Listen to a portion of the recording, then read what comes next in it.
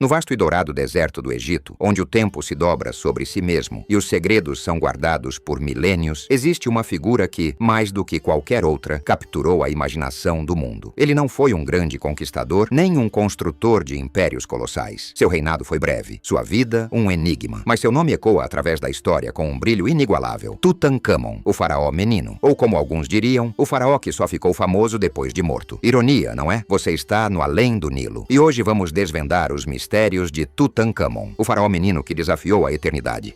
Por décadas, ele foi apenas uma nota de rodapé em livros de história. Um rei esquecido em meio a faraós mais grandiosos. Quase um figurante. Até que, em novembro de 1922, um arqueólogo britânico obstinado, chamado Howard Carter, fez a descoberta que mudaria para sempre nossa percepção do Egito antigo. No Vale dos Reis, sob toneladas de areia e séculos de esquecimento, Carter encontrou o que parecia impossível. Uma tumba real praticamente intacta. E lá dentro, o tesouro de Tutankhamon. Aguardava intocado por mais de 3.300 anos. Imagine a sorte, ou o azar, dependendo do seu ponto de vista sobre maldições. Mas quem era esse jovem rei, cujo nome era Tutankhamon, e cuja morte precoce e tumba opulenta o tornaram imortal? Prepare-se para desvendar os mistérios por trás da máscara dourada, porque a história é bem mais complicada do que parece. Para entender Tutankhamon, precisamos voltar um pouco no tempo, para um período de turbulência e revolução religiosa. Estamos falando da 18ª dinastia, uma das mais poderosas e fascinantes do novo reino do Egito, que durou de cerca de 1550 a 1292 a.C. e é considerada por muitos a Era de Ouro do Egito, marcada por uma expansão territorial sem precedentes, um acúmulo de riquezas fabuloso e um florescimento artístico e cultural que deixou um legado eterno. Seu pai, o faraó Akhenaton, era um homem à frente de seu tempo, ou talvez completamente fora dele. Calma aí, paizão. Akhenaton decidiu virar o Egito de cabeça para baixo, abandonando séculos de politeísmo e impondo a adoração de um único deus, Aton, o disco solar. Ele mudou a capital de Tebas para uma nova cidade, Akhetaton, hoje conhecida como Amarna, e tentou apagar o nome dos antigos deuses, especialmente Amon. Imagine a confusão: sacerdotes desempregados, templos vazios e uma população que não entendia nada da nova fé, acostumada a adorar uma miríade de divindades. Para saber mais sobre a fascinante e controversa história de Akhenaton, assista ao nosso vídeo dedicado a ele aqui no canal. Houve uma resistência silenciosa, mas palpável, entre o povo e a antiga elite religiosa, que via seu poder e crenças ameaçados. Uma reforma religiosa que, convenhamos, não foi exatamente um sucesso de público. Foi nesse caldeirão de mudanças que nosso pequeno Tutankhamon, nascido Tutankaton, veio ao mundo, provavelmente por volta de 1341 a.C. A identidade de sua mãe tem sido um mistério por muito tempo, mas estudos de DNA revelaram que ela era irmã de Akhenaton, e não a famosa Nefertiti, como muitos pensavam. Sim, o incesto real era uma prática comum na realeza egípcia para manter a linhagem pura, o que, convenhamos, não era a melhor estratégia genética, mas funcionava para a manutenção do poder. Tutankhamon cresceu em meio a essa revolução religiosa, uma criança em uma corte que tentava redefinir a própria essência do Egito, uma infância, no mínimo, peculiar para um futuro faraó. Aposto que as reuniões de família eram interessantes. A infância de Tutankhamon, embora real, estava longe de ser um conto de fadas. Nascido em meio à turbulência religiosa e política da Era de Amarna, ele cresceu sob a sombra de seu pai, Akhenaton, e de uma corte que se adaptava a uma nova fé. Mas, além dos desafios políticos, o jovem faraó enfrentava batalhas muito mais pessoais, as de seu próprio corpo. Estudos recentes, baseados em análises de DNA e tomografias computadorizadas de sua múmia, revelaram que Tutankhamon não era o jovem vigoroso que as representações artísticas muitas vezes sugerem. Pelo contrário, ele sofria de uma série de problemas de saúde que o acompanharam desde cedo. Entre suas aflições, destacam-se o pé torto congênito, uma condição que provavelmente o obrigava a usar bengalas para se locomover, como evidenciado pelas mais de 130 bengalas encontradas em sua tumba. Além disso, ele foi acometido por malária grave, uma doença endêmica no Egito Antigo, que enfraquecia seu sistema imunológico e o deixava vulnerável a outras infecções. A consanguinidade,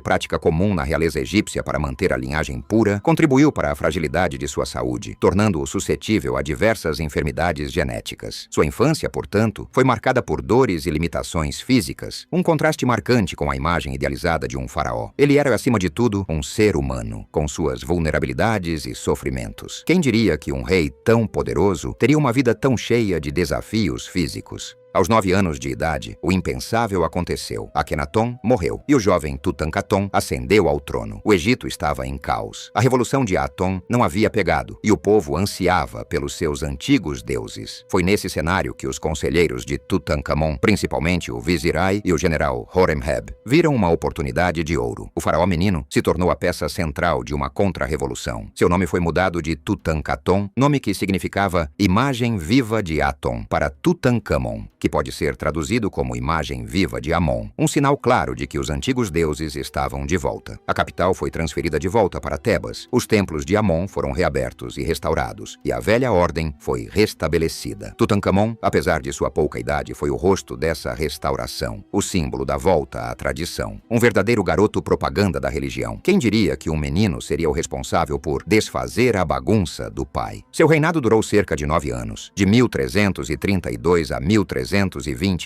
a.C. Durante esse período, ele supervisionou a reconstrução de templos e monumentos danificados pela fúria iconoclasta de seu pai. Ele também se casou com sua meia-irmã, Ankhesenamun, filha de Akhenaton e Nefertiti. Juntos eles tiveram 2 filhas, mas infelizmente ambas nasceram mortas, o que era uma tragédia comum na época. Mas sendo tão jovem, é provável que as decisões políticas e religiosas fossem tomadas por seus regentes. Ele era em muitos aspectos um fantoche, mas um fantoche muito importante para a estabilidade do Egito. A dinâmica de poder entre o jovem faraó e seus regentes, Ai e Horemheb, era complexa. Embora eles o guiassem nas decisões, a presença de Tutankhamon no trono era crucial para legitimar a restauração da antiga ordem e pacificar o reino. Afinal, quem melhor para restaurar a fé do que um menino rei? Menos questionador, talvez? E então, aos 19 anos, Tutankhamon morreu. A causa de sua morte tem sido objeto de intenso debate e especulação por décadas. Por muito tempo, a teoria mais popular era a de assassinato, talvez por seus ambiciosos conselheiros. No entanto, estudos mais recentes, incluindo análises de DNA e tomografias computadorizadas de sua múmia, sugerem outras possibilidades. Ele tinha uma série de problemas de saúde, pé torto, malária grave e uma fratura na perna pouco antes de morrer. Acredita-se que uma combinação desses fatores, talvez uma infecção decorrente da fratura, tenha sido a causa mais provável de sua morte. Nada de veneno, nada de conspirações elaboradas. Apenas a dura realidade da medicina antiga. Naquela época, a expectativa de vida era baixa e as doenças eram uma constante ameaça, tornando a saúde frágil uma realidade para muitos, inclusive para a realeza. Parece que a vida de Faraó não era só glamour. E pensar que a gente reclama de um resfriado. Mas a morte de Tutankhamon não seria o fim de sua história, e sim o começo de sua lenda. A descoberta de sua tumba quase intacta deu origem à famosa maldição do faraó. A imprensa da época, sedenta por sensacionalismo, ligou uma série de mortes e infortúnios que ocorreram após a abertura da tumba a uma suposta maldição. Lord Carnarvon, o financiador da expedição de Carter, morreu de uma picada de mosquito infectada pouco depois da descoberta, alimentando a lenda. No entanto, a maioria dos envolvidos na escavação viveu por muitos anos, e a ciência moderna desmistificou a maldição como uma série de coincidências e, claro, a falta de saneamento e higiene da época. Mas será que foi apenas uma série de coincidências? Ou há algo mais por trás dos eventos misteriosos que cercaram a tumba do faraó menino? Continue acompanhando o Além do Nilo para descobrir mais sobre esse mistério. O verdadeiro legado de Tutankhamon não está em seus feitos como faraó, mas no tesouro inestimável encontrado em sua tumba. Mais de 5.000 artefatos, incluindo joias, móveis, armas, roupas e, claro, a icônica máscara mortuária de ouro maciço que se tornou um símbolo do Egito antigo. Esses objetos nos deram uma janela sem precedentes para a vida, a arte e as crenças funerárias da 18ª dinastia. Eles revelaram a riqueza e a sofisticação de uma civilização que, mesmo após milênios, ainda nos fascina. É como abrir uma cápsula do tempo dourada. E para a alegria dos arqueólogos, sem a necessidade de um detector de metais. A tumba de Tutankhamon é a única tumba real encontrada quase intacta no Vale dos Reis, o que a torna um achado arqueológico de valor inestimável. Seus tesouros não apenas preencheram museus, mas também inspiraram gerações de arqueólogos, historiadores e entusiastas do Egito. O faraó menino se tornou um embaixador do Egito antigo, viajando o mundo em exposições que atraíram milhões de pessoas, mantendo viva a chama de uma civilização